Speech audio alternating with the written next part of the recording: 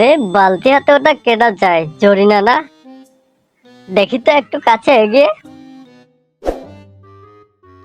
ও জরিনা, জরিনা কোথায় যাস? তোর হাতে বালতি কি ওটা?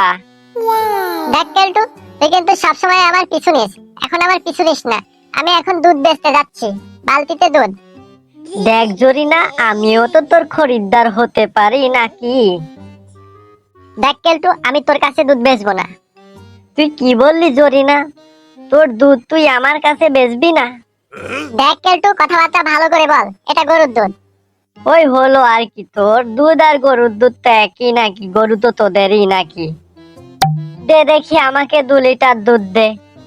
আমি বলেছি না তোর কাছে দুধ বেচবো না। আমাকে দুধ না দিয়ে তো তোকে আমি এখান থেকে যেতেও দেব না জরিনা। দেখ কেলটু, ভালো হচ্ছে না কিন্তু বলে দিচ্ছি। আমাকে যেতে দে এখন। আমাকে 2 লিটার দুধ দিয়ে তুই চলে যা। না, আমি তোর কাছে বেচবো না। তাহলে আমি তোকে এখান থেকে যেতেও দেব না। দেখ কেলটু, আমার কিন্তু ধৈর্যের বাঁধ ছিঁড়ে যাচ্ছে।